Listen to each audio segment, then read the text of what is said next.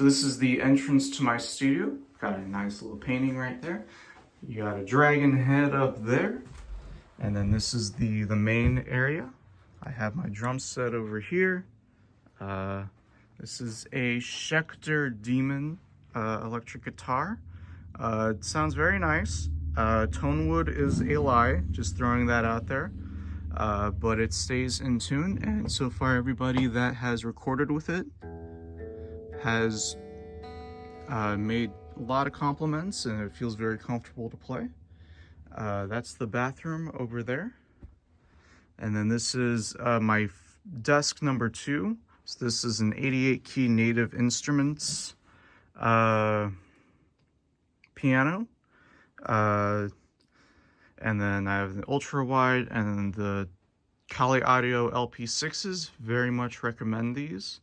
I have a little 2-channel interface. Unfortunately, with Windows, you can't plug multiple interfaces in, at least not without a great deal of difficulty, but it has MIDI ins and outs for that I use to my synthesizer. Now this is an SY99 Yamaha. It's from 1991. I was able to snag it off Reverb. And honestly, this thing sounds amazing. I love some of the patches on this. I'm trying to mod it by putting more sounds on it.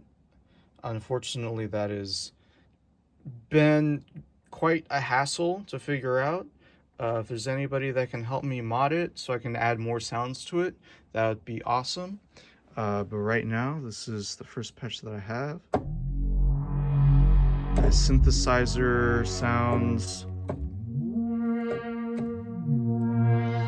And skip to another one. Ooh, I really like this one. This is a very gothic sound. I want to use this sound for like a death metal, kind of like Children of Bodom would sound really cool, or Cradle of Filth, some kind of black metal. That'd be really cool. A couple other patches. Very interesting sounds. Pads.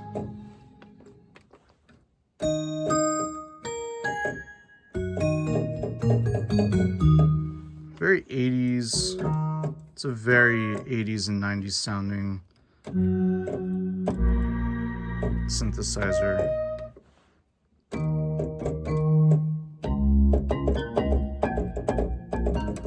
So if this is something you want to have on your album, let me know. I would love to work with you on that.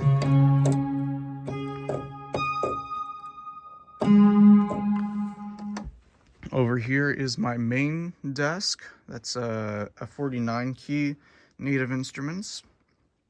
Unfortunately, when I bought the 88 key, I was under the impression that I would be able to use both of them simultaneously, but you can't. You can't use both of them. So I'm not sure what I'm going to do about that. But the idea was I would be over here, I could sit down, and then if somebody wants to record, they can come over here. And it just saves a lot of space in having somebody like standing over you. You know, so that was kind of the concept of that. So they're not like reaching over me trying to play piano. They can play piano over there. And I really like that idea, and it's been very effective. You can also control the SY99, the synth sounds with that. I have to have Cubase open for that. The DAW that I use is Cubase. I primarily like using that. So this is my first rack. It's a power amp, and then this is my main interface. It's a UR824. I got it because I needed to have 2 ADATs, and a lot of like interfaces only allow for 16. So this gives me 24 channels, so I can have everything pretty much plugged in at all times without having to unplug anything. It makes it so nice. This is a headphone amplifier, so that when I'm doing rehearsals or recording, Everything is, all the band members, we can hear everything without it getting super fucking loud. If you don't have one, I recommend you getting one. They're not relatively expensive, they're fairly cheap, although you do have to be careful about quality. It does have a little bit of a buzziness to it. On the other side, I have the two 8 channels that are pretty much used primarily for drums and various other microphones that I have. Those are run through ADAT into the interface. They're two Behringer A200s. Eventually, I hope to upgrade to the Audient, the one with the smart gain interface. That will be a lifesaver for trying to gain stage drums and instruments, because that does spend a lot of time. This is a little SM7DB that I got for talking back to the band members when I'm sitting over here. This is my PC. This has a RTX 3080 Ti and an i9 9900K. So it is a couple years old. Nothing too wrong with that. It works enough, but honestly, it's definitely showing its age. I definitely want to build a new PC. And then over here, so this is a Tama Imperial Star, Chemical Syndicate. That's the name of the band that I'm currently in, so that's a custom drum head. But this is a Tama Imperial Star. I had to custom order a second bass drum and this 8-inch tom. Most of my cymbals are Sabin AAX. These are Concept Crash. I love these. They're very affordable if you can find them. They're like 150 to 200. Sometimes Sweetwater will have them. But yeah, these are all my cymbals. I have other cymbals that aren't currently on the drum set. I have some Wuhans, a 16-inch Wuhan, an 18-inch Wuhan. I love I bought the Frequency series as a pack, but honestly, I kind of stopped liking them after a while, but I still love the ride, and I got the 14-inch hi-hat and the 15-inch hi-hats. And then that's AAX Arrow Splash stack that I got. This splash right here, this is a Zildjian Custom A splash. It was one of the first splash cymbals that I got, and it sounds amazing. I love the timbre of it. I love the pitch of it. Unfortunately, they don't make them like they used to. It's like, I want to say like pre-2012 at least is when I got it.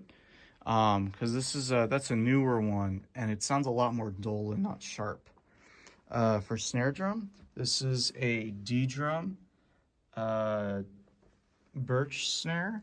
I love can't really see it very well, but that's a green to black gradient.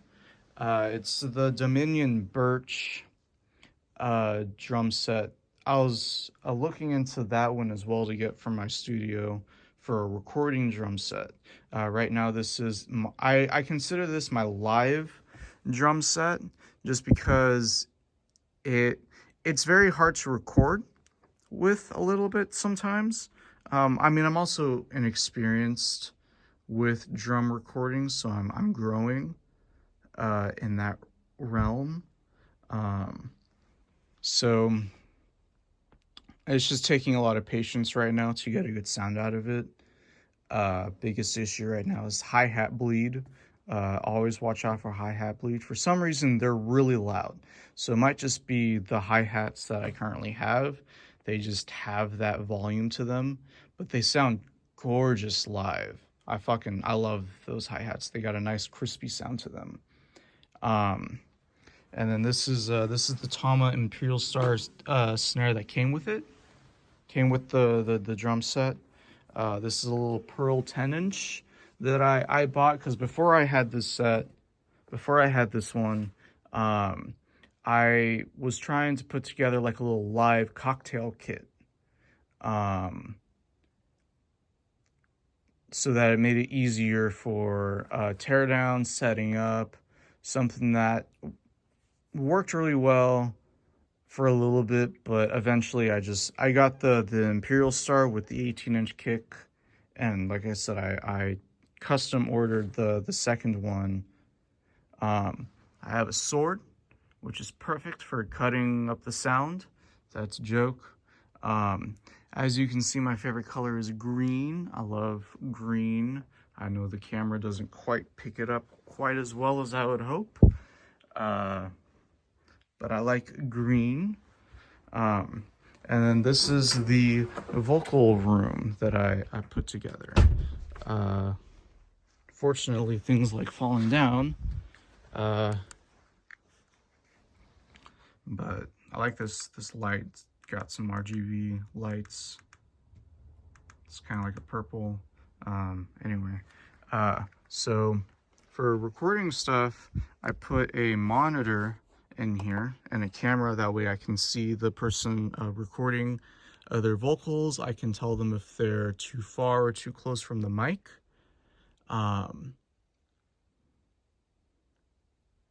This is an Aston, the Spirit or the Origin? It's the smaller one of the Astons. But it sounds amazing. If you don't have an Aston microphone, I highly recommend you get one, because they sound amazing. They have a very good flat sound, but they capture all of the stuff that you need for vocals, and they're only $300.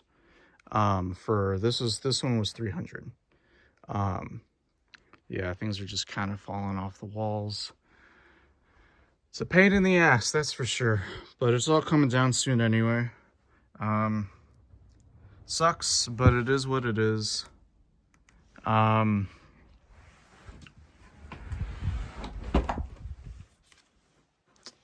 So yeah, this is my studio.